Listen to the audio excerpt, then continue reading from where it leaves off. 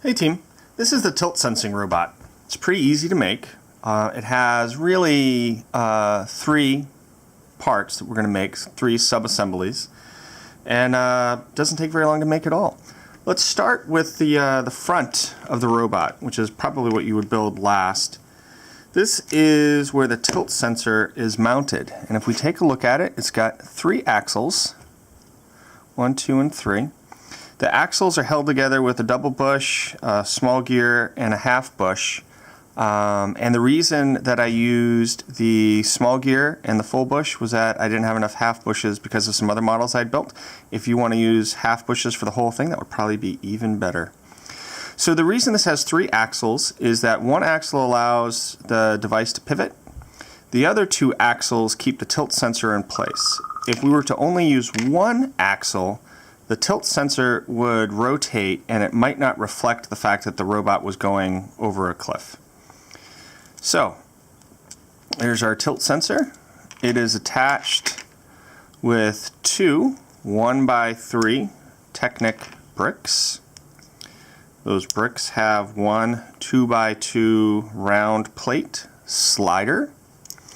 So we'll put those over here along with our Technic beams, which are 1, 2, 3, 4, 5, 6, 7 Technic beams.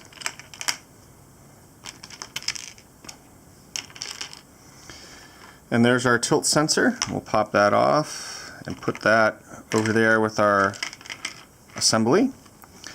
Then if we look, we've got kind of the back part, which has the motor on it. We'll go ahead and pop that out. And if you look, this motor was built using the 12-tooth and the 20-tooth double bevel gears. And those are paired together pretty simply just by doing that. They go together nicely. The big balloon tires are nice for friction over uneven surfaces, so we just pop those off.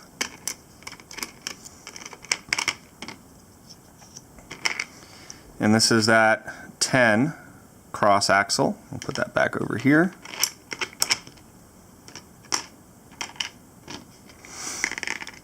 Pop off our little red 2 cross axle.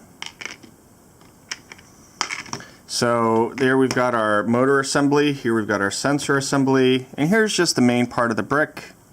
This is just used for structure. It's a couple of Technic bricks with a Lego 2x2 and a 2x2 round plate slider. Now, some of the details of this design really matter and others don't matter so much. So if we were to go about assembling this, there's a bunch of different ways we could do it. One of the simple ways is to start by making the slider, which was what we just took apart. And we could attach that to our Lego brick like so. And put our slider on there. We can put it probably anywhere we want. We can adjust it if we need to once we get going.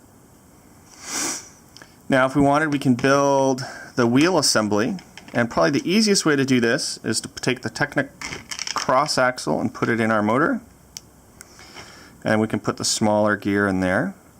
And you might remember from our previous builds that you could reverse the order of our gears and put the big gear on the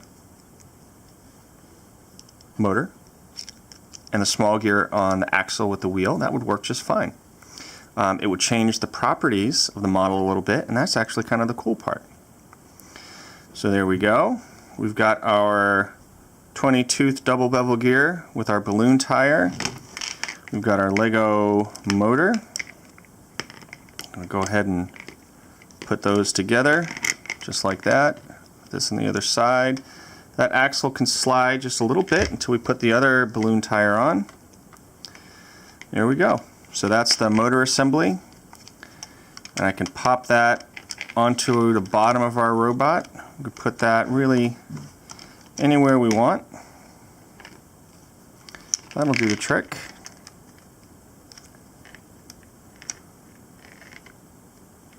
That'll keep our wheels together.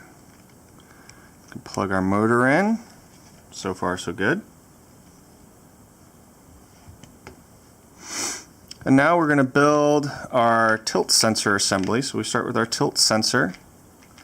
That's going to go on top of two 1x3 Technic bricks.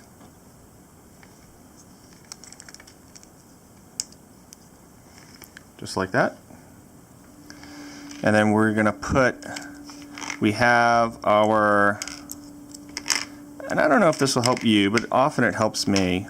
So I know that I want this to pivot over here. So I'm going to go ahead and put a Technic beam on each side, just like that. I'm going to go ahead and put my half bushings on. You could use full bushings here if you wanted. Okay, so that looks pretty good. And now I know I want my sensor to be attached inside here. So if I rotate this just a little bit, it might make sense to pre-install the full bush and the gear on this. You could use whatever you wanted. Like I said before, you could use a half bush if you wanted. And then just for the case of symmetry, sometimes it's nice to just start at the front and have everything lined up. So it's as far forward as you can get it. But you don't have to. And then I'm going to line up the back, just like that. Now in order to make sure that this slides, I have to put a slider on the front. Just like that. And then I can plug in the tilt sensor.